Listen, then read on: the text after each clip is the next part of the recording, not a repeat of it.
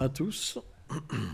Donc on va lire aujourd'hui un verset de la Srimad Bhagavad Gita, chapitre 2,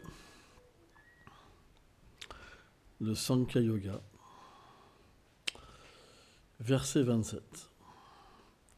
Om Namo Bhagavate Vasudevaya.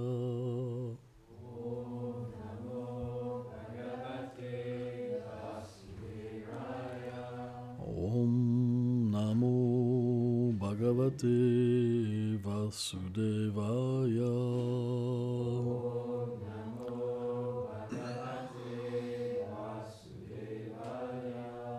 Om Namo Bhagavate Vasudevaya.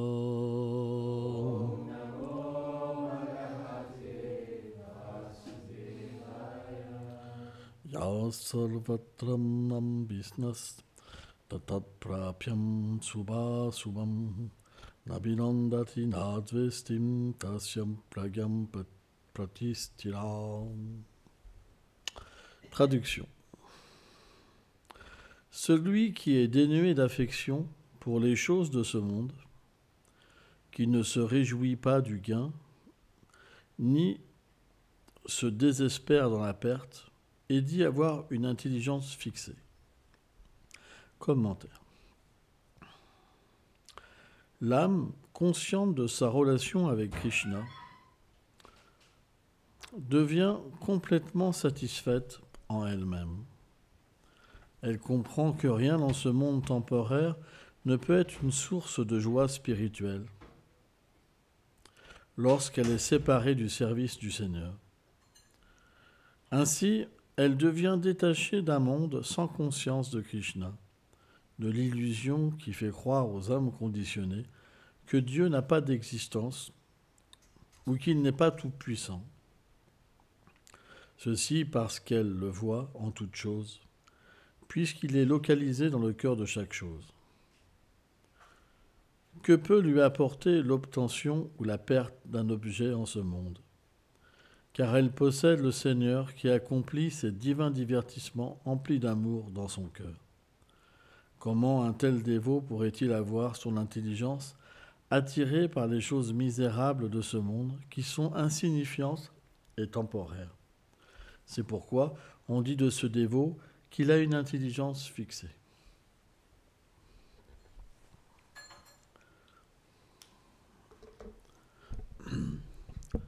Om Gana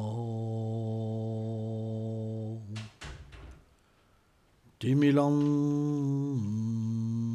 Dasya Ganam Janam Shalakayo Shakshurum Militam Jenam Taisme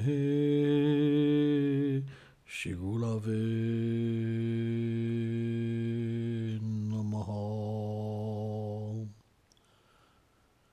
Shri Chaitanya Manobhistam Stapitam Jena Bhutale Swayam Rupa Karamayam Dadati Swam Padam Tikam.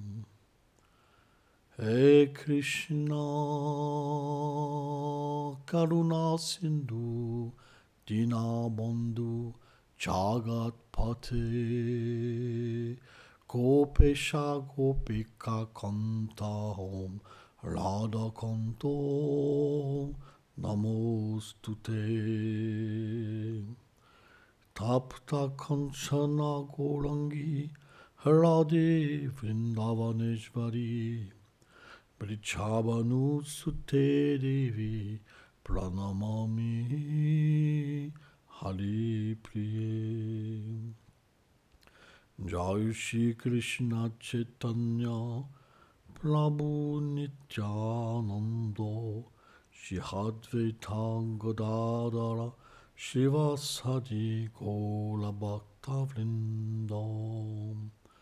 Hare Krishna, Krishna Krishna Hare Hare Hare Rama Rama Rama Hare Hare. Brindai Tulasi Devai Priyaye Keshava Sacha Krishna Bhakti Prati Devi Satyavati Namo Namaha. Vanchakalpatarubhyacha Kripa Sindhubhyaevacha Patitanam Pavanebhyo Vaishnavebhyo Namo Namaha. Namo Vishnu Padaya Krishna Prestaya Bhutale Srimate Bhaktivedanta Swami Niti Namine Namaste Sarasvati Devi Kaulavani Pracharine Nilveshesha Sunyavadi Prachatyaha Deshatarine. Notre méditation vient avant tout du cœur. Ce qu'il y a dans notre cœur, c'est notre méditation. Notre attachement. L'objet de notre attachement, c'est notre méditation. C'est notre but. Et notre but, il peut être différent selon les vies passées.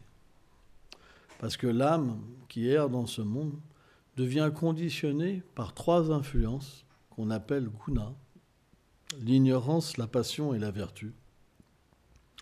Et lorsqu'elle est influencée par un guna particulier, plus qu'un autre, alors son objet d'attachement diffère. Par exemple, dans la passion, on va être très attaché à la vie de famille. Notre but, c'est de maintenir notre famille. Et pour ça, on va travailler durement. On va aussi protéger. On va faire des tas de choses pour maintenir cette famille. Parce que c'est l'objet de notre bonheur. Or, dans la vie de famille, il y a beaucoup de déceptions, naturellement. Parce que notre but, c'est quelque chose qui ne peut pas être parfait, puisque aucun être vivant n'est parfait dans ce monde. Donc, naturellement, bien qu'on va se donner complètement, on peut se retrouver avec des personnes qui peuvent nous tricher, nous tromper, et on peut avoir la vie complètement détruite. Donc ce genre de but, ça apporte beaucoup de souffrance. Et même s'il y a du bonheur, s'il y a une séparation avec la mort, la souffrance va être encore plus forte. Parce que quand on va partir, ou quand les objets vont partir, les êtres qu'on affectionne vont partir, la souffrance va être tellement grande. Dans l'ignorance, l'attachement, il peut être par exemple pour les intoxicants. Moi, j'ai connu dans ma jeunesse des gens qui étaient ce qu'on appelle des gens qui sont dépendants de la drogue, vraiment, des drogues dures, comme l'héroïne, par exemple. Eh bien, ce qui les caractérise, c'est cette dépendance. Ils ne pensent qu'à la drogue.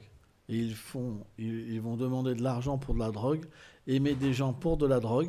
C'est vraiment impressionnant. Il n'y a plus que le produit qui est dans la tête. C'est très difficile à imaginer. Il faut vraiment côtoyer des gens qui prennent de la drogue pour comprendre ce phénomène-là. Parce que quelqu'un de normal, son affection, ça va être pour un être, par exemple. Mais pas pour un effet. Vous comprenez ? Alors pourquoi les gens vont se droguer ? C'est parce que ce monde est dur. Ce monde est très dur. C'est très difficile d'observer les réactions dans ce monde, de se projeter dans un monde qui est si dur, en fait. Donc beaucoup de gens prennent des intoxicants pour avaler la pilule. Parce que quand on boit, quand on fume, quand on prend de la drogue, alors on passe sur un plan d'ignorance où on peut tout supporter pour le produit. Et c'est très intéressant. Ceux qui ont pris vraiment de la drogue, à un moment de leur vie, du matin jusqu'au soir, pendant des années, ils peuvent comprendre ça. Que ce produit va empêcher cette responsabilité par rapport à cet environnement. On a peur de l'environnement parce qu'on le voit qui n'est pas comme... On sait qu'il y a un problème. On ne peut pas le comprendre parce qu'on n'a pas de philosophie pour percevoir pourquoi on en a peur, pourquoi on n'a pas envie de rentrer dedans, et on devient un marginal. Ça veut dire qu'on vit en marge de la société, on refuse cette société, et souvent, c'est à travers les intoxicants. Sans ça, c'est une autre forme de société. On va créer une autre forme de société et on va se battre contre le système. C'est la politique. Mais en fait, l'être marginal, il va s'extirper de la société à travers une substance. Alors la substance, ça peut être complètement dans l'ignorance, par exemple comme de la drogue, mais elle peut être, par exemple, je ne sais pas, à travers des produits. Mais bon, c'est quand même plus dans l'ignorance. On voit quand même que les êtres vraiment marginaux, comme les punks, par exemple, dans les années 77-78, vous les voyez avec un sac de colle toute la journée. Et ils refusaient, en fait, nos futurs. Aucun futur. Pas de projet dans ce monde. C'est simplement je préfère me détruire que d'accepter ce monde. C'est comme un suicide, vous comprenez ? Et après, tous ces gens-là, ils sont passés à l'héroïne, tout ça, et en fait, ils vivent des vies très courtes. Très courtes. Parce que ils refusent, en fait, le système. Et dans la passion, encore une fois, ce qui détermine la recherche du bonheur de la passion, c'est la vie sexuelle. Les gens qui sont influencés par la passion, ils ont beaucoup de désirs sexuels. Ça veut dire que, au point que même la vie de famille, elle est basée sur la vie sexuelle. Elle n'est pas basée sur une entraide pour atteindre un but plus élevé. Quand ça marche plus sexuellement, on se sépare. D'ailleurs, dans un couple, qui est basé dans la passion, quand un des partenaires, par exemple, s'élève plus dans la vertu et veut arrêter la vie sexuelle, à ce moment-là, c'est la guerre. Et c'est là qu'on comprend que la personne qui crée la guerre parce qu'il n'a pas de vie sexuelle, c'est qu'il est plus influencé par la passion. Alors bien sûr, il y a toujours l'ignorance, parce que c'est l'ignorance, la base, c'est l'identification de l'âme avec le corps. Je suis le corps. J'ai besoin pour le corps. J'ai besoin pour le corps. Donc les objectifs deviennent différents. Celui qui est plus dans la vertu, il va, selon qu'il y a de l'ignorance quand même prépondérante et de la passion, il va quand même avoir une compréhension d'une vérité supérieure, mais il va entrer en contact pour le bien-être du corps. Ça veut dire qu'il va arrêter de simplement vivre comme un animal et répondre à son instinct. Je mange, je dors, je me reproduis, je me défends comme un animal. Ça veut dire que c'est juste l'instinct. Il n'y a pas de rapport avec quelque chose de supérieur. L'animal, il ne peut pas avoir un rapport avec la vérité absolue. Il vit par instinct, comme un animal. Quand il y a de la vertu, automatiquement, il y a la conscience suprême qui apparaît. Et cette conscience suprême, elle va établir un lien avec l'être où il va comprendre qu'il dépend de quelque chose pour obtenir ce qu'il veut. C'est ce qu'on appelle l'action intéressée. Ça veut dire qu'il va adorer quelque chose qu'il va, avec son chemin, avec lui-même. Alors c'est pour ça qu'il y a un éventail de religions qui existe. Et il va choisir quelque chose qui lui va par rapport à son besoin. Et là, il va établir un lien. Et ce lien va lui permettre de goûter un bonheur qui est au-delà du plaisir des sens. Ça veut dire qu'il va commencer à trouver une satisfaction dans la prière. Ça va le calmer, ça va lui faire du bien. Ça le sort de ses problèmes, de ceci, de cela. Il ressent une aide, il ressent un ami, il ressent le bonheur. Quelque chose qui commence à lui faire voir qu'il y a autre chose que le plaisir normal et courir après cette folie en fait matérielle.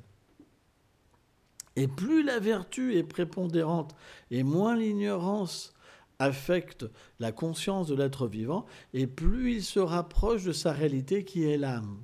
Et dans la Bhagavad Gita, par exemple, c'est expliqué qu'on est l'âme, pas le corps. Le corps, c'est transitoire. On doit l'abandonner au moment de la mort, et l'âme reprend un corps pour aller plus loin dans son émancipation matérielle. Et donc, plus les vies nous accompagnent et plus on fait des actes de vertu, et à un moment, plus alors on devient conscient de l'âme.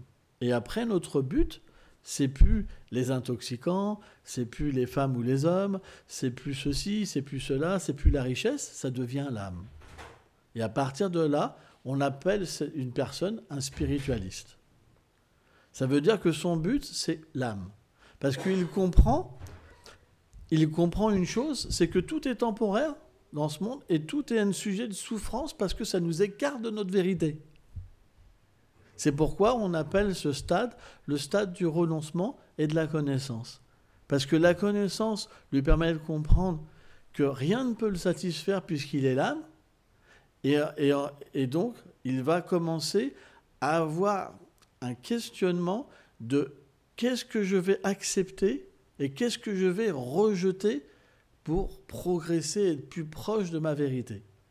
Alors c'est intéressant parce que même matériellement, vous avez cette résonance en vous-même. Par exemple, quelqu'un qui prend de la drogue, il va dire qu'est-ce que je vais pouvoir abandonner et accepter pour avoir de la drogue. Donc, vous faites semblant d'aimer quelqu'un, vous faites semblant, tu ne peux pas me prêter 10 €, ceci, cela, ou je vais me faire la manche. C'est-à-dire que vous allez faire des plans. C'est la même chose. Pour maintenir une vie de famille, vous allez dire qu'est-ce que je fais comme concession pour rester en couple. La vie de famille, avant tout, c'est des concessions. Si on ne fait pas de concessions, on ne peut pas être ensemble. Ça ne peut pas marcher. Si vous êtes basé que sur vous-même, à un moment, ça se coupe. Je peux avoir un peu d'eau? Et de la même manière, au niveau spirituel, vous avez le corps qui vous recouvre et vous avez l'âme. Plus vous avancez vers l'âme, plus vous faites des concessions, vous abandonnez quelque chose d'inférieur pour quelque chose qui est en rapport avec l'âme. C'est pourquoi la Bhagavad Gita, en fait, c'est un manuel, ni plus ni moins, pour des êtres qui sont influencés dans la vertu, plus par la vertu, pour de plus en plus transcender la conception corporelle de l'existence et se plonger intérieurement sur une méditation sur Bhagavan, Krishna, la vérité absolue. Parce que celui, en fait, qui goûte intérieurement cette relation, il obtient la joie suprême. Pourquoi ?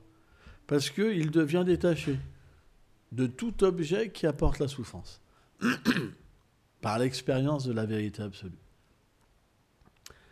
Et en plus, il établit un lien avec quelque chose qui est parfait et qui est immensément grand, immensément beau. Toutes les qualités sont dans la vérité absolue Krishna. C'est pourquoi, à travers cette relation, il va comprendre sa propre nature aussi et établir une complète émancipation de la matière et une complète absorption en lui-même. Or, une des plus grandes sources de souffrance dans ce monde, c'est de jouer des jeux.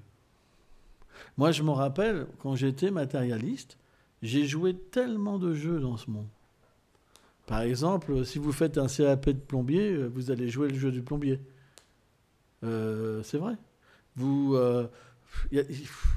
En fait, suivant la situation que vous allez être, vous allez naturellement prendre une teinte. Vous êtes toujours teinté par les personnes qui vous entourent, par ceci, par cela, et surtout par le rôle que vous voulez faire croire aux autres. Et c'est une grande souffrance.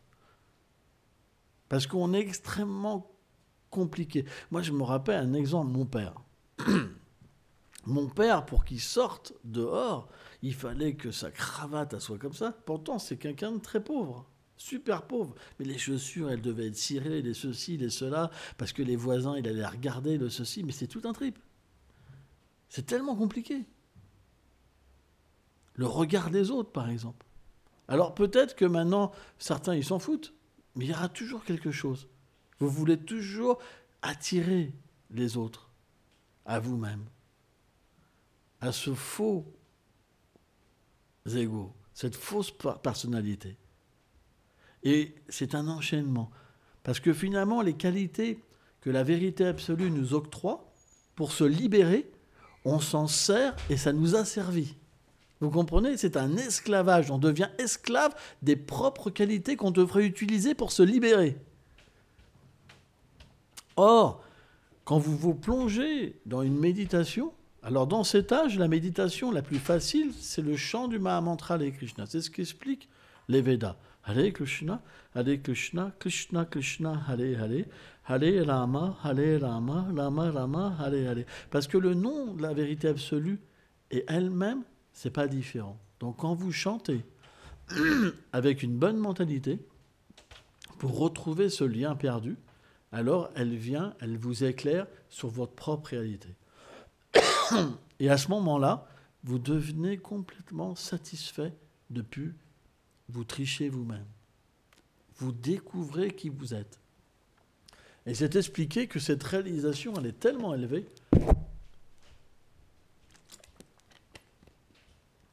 qu'elle vous épanouit à l'infini.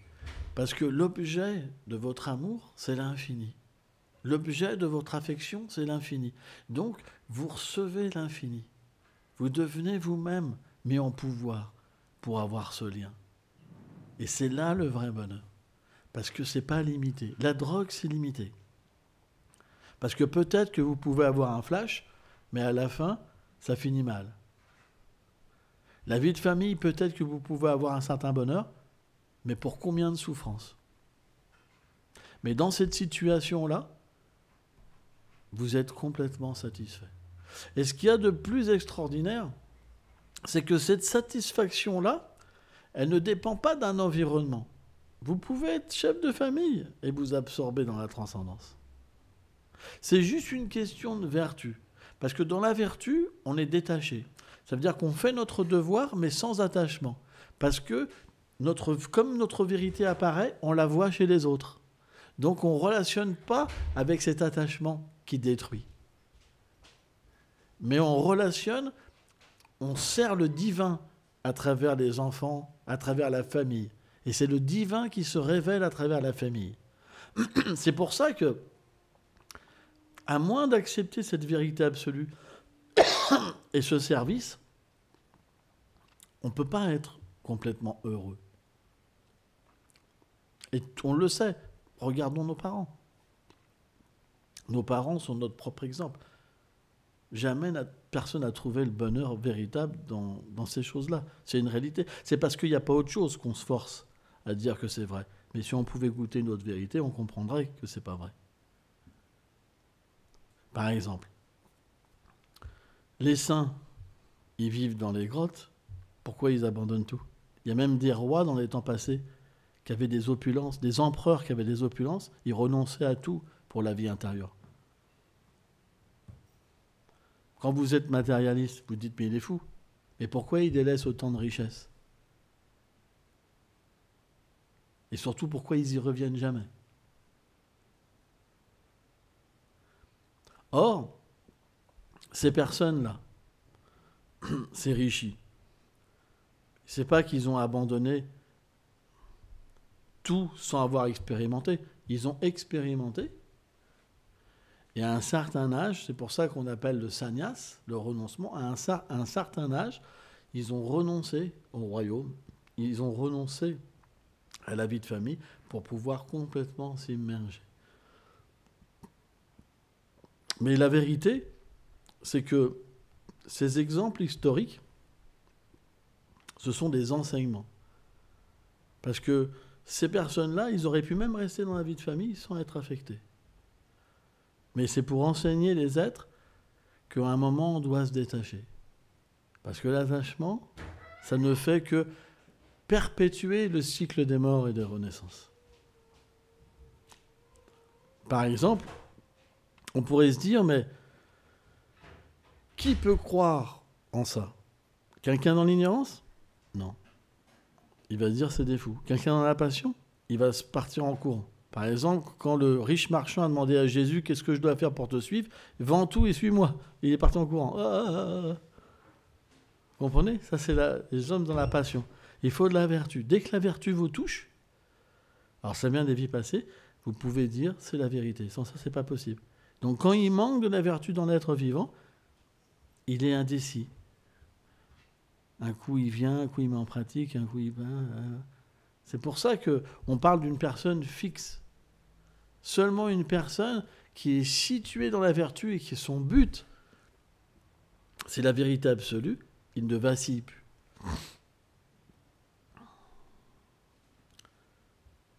Or, dans cet âge, ce qu'on appelle l'âge de Kali, c'est un âge d'ignorance vraiment, et de querelle et d'hypocrisie. C'est extrêmement rare de trouver des gens qui sont vertueux. Les gens sont plus influencés par la passion et l'ignorance. Mais dans d'autres âges, les gens, naturellement, ils pensaient en tant que l'âme. Et leur connaissance, en fait, de la vérité absolue, elle était inhérente à l'intérieur d'eux-mêmes. Alors que aujourd'hui, dans les écoles, on apprend tout sauf la nature de l'âme. Et pourtant, c'est notre vérité. C'est pourquoi accepter une vie spirituelle, c'est pas facile aujourd'hui. Parce que si vous acceptez une vie spirituelle, vous allez dans votre famille, ils vont dire t'as changé. Tu manges plus pareil, tu parles plus pareil, qu'est-ce qui t'arrive t'es dans une secte, tout de suite, c'est des trucs pas possibles. Alors qu'ils sont là à manger des gros gigots, boire du vin, parler de femmes, c'est que ça, hein, les rendez-vous matérialistes. Tu te moques sur telle personne, t'as bien fait de lui faire ça. C'est une réalité. Alors je grossis un peu, mais c'est pas loin. Quand vous êtes dans la vertu, naturellement, vous voulez le bien de tous les êtres. Vous n'avez pas d'ennemis, vous n'avez pas d'amis. Vous êtes dans l'équanimité, c'est le minimum. Vous n'avez pas d'aversion pour l'environnement, vous n'avez pas d'attrait pour l'environnement. Votre bonheur, il est intérieur. Donc si vous débarquez dans une famille où tout est fait sur le plaisir des sens extérieur, et vous arrivez avec le bonheur intérieur, ils vous regardent comme ça. Hein, donc il faut vraiment jouer le jeu. Et encore, même en jouant le jeu, ça transparaît quand même. C'est pas facile. Donc cette société, elle n'est pas disposée à la vie intérieure pour l'instant. Elle va évoluer, parce que les gens souffrent. Et puis avec tout ce qui va se passer, tout le monde prédit tellement de choses. Ça peut exploser d'un moment à un autre. Donc, automatiquement, quand la souffrance vient, le propre de l'être vivant, qui a un tout petit peu de vertu, hein, parce que celui qui n'est pas vertueux, quand il est attaqué, il souffre, il frappe encore plus sur l'environnement, et ça accroît sa souffrance. Mais quand il y a un tout petit peu de vertu des vies passées, dès qu'on souffre, on prie. On cherche un refuge. C'est naturel, en fait. Donc, tous les gens qui ont un tout petit peu de vertu, quand la souffrance vient, ils deviennent des spiritualistes. C'est pour ça que bien que cet âge, il est terrible, il y a quand même un âge d'or qui va apparaître dedans. Et dans cet âge d'or, les gens auront la possibilité de s'émanciper. C'est pourquoi, graduellement, les gens accepteront le principe de l'âme. Parce qu'une religion qui est basée sur le corps, ça ne fait que dire j'ai la vérité et les autres c'est des démons. Et ils se battent entre eux. On veut plus de ça. Tout le monde en a marre. Allez demander à tous ceux qui se sont fait exploiter par des religions tyrannisées, ils veulent plus vivre ça. C'est pourquoi on doit, par nous-mêmes, comprendre notre vraie nature. Et ça, c'est possible si la voix est pure. Donc le nom du divin est pur. En chantant, il suffit simplement de chanter avec de la foi et tout se passe à l'intérieur. C'est une expérience. Une fois que l'expérience est là, vous ne pouvez plus jamais revenir en arrière. Parce que vous avez c'est votre réalité qui se manifeste. Une fois qu'elle domine votre fausse nature, vous ne pouvez plus jamais revenir à quelque chose d'inférieur. C'est pas possible. Impossible. Même si on vous amenait toutes les richesses du monde, de l'univers, ça ne serait pas attirant. Parce que le divin, toutes les opulences d'un univers, c'est rien pour lui, c'est tout petit. Donc quand vous avez l'expérience de Krishna, c'est fini. Vous êtes détaché. Vous devenez simple. La simplicité, c'est que vous avez besoin de rien, en fait. Vous acceptez simplement les choses pour cette relation. Ça peut être des racines, comme ça peut être quelque chose de riche. Il n'y a pas de limite. Mais c'est pour lui. C'est une question d'amour. Parce que pour vous, ce qui compte, c'est cette relation. C'est plus l'objet. Et là, c'est ce qu'on appelle la vraie libération.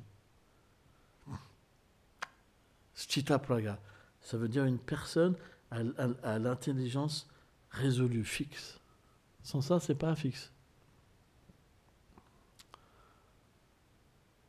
Or, c'est très important, dans un premier temps, d'avoir une connaissance parfaite. C'est comme une science. Ça vous permet de comprendre où vous êtes situé et aussi d'accepter quelque chose pour vous situer autrement. Et ça marche. Et vous êtes là, waouh, ça marche. Si je vais un petit peu plus loin, waouh, et à un moment, c'est parti. C'est juste une question d'expérience. Mais pour que l'expérience soit véritable, parce que le divin a une conscience, une intelligence, vous ne pouvez pas non plus le tricher. Si c'est juste, vous dites, je vais essayer, je vais voir ce que ça donne, ça ne marchera pas. Il faut se donner.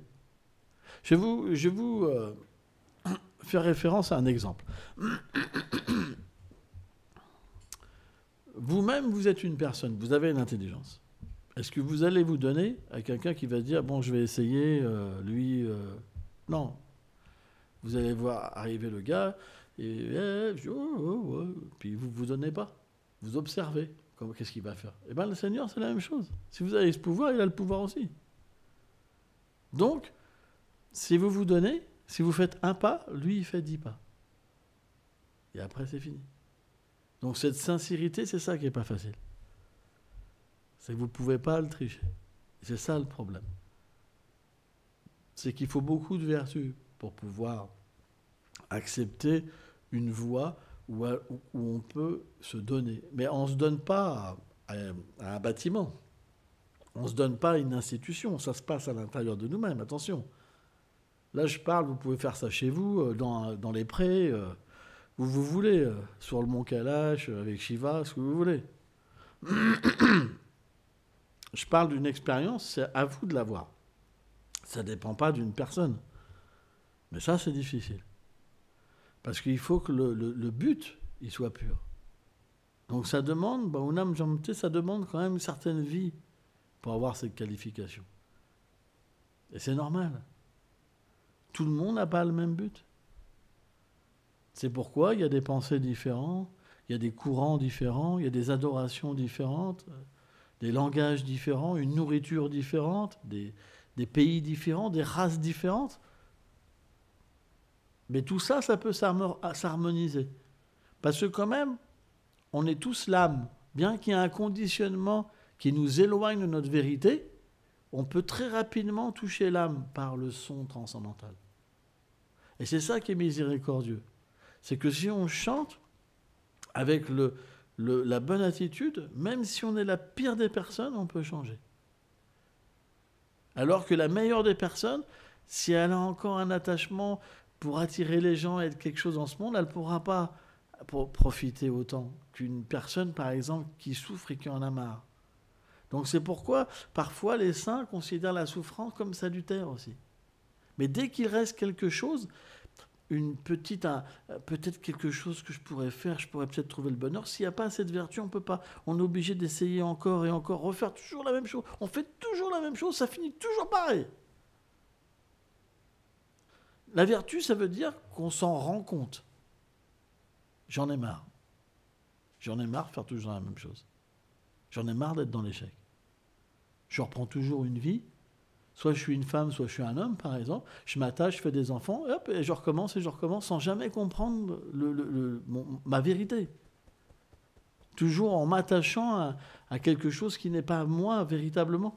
Donc c'est pour ça que on doit, dans cet environnement qu'on a, accepter la vérité et vivre avec. Par exemple, le Seigneur est dans le cœur de chaque chose. Il est omniprésent, omnipotent, omniscient. Parce qu'il est localisé aussi dans notre cœur. On ne peut pas retirer ce personnage qui est derrière toute chose, qui donne les qualités, qui donne le souvenir, qui donne l'oubli quand même.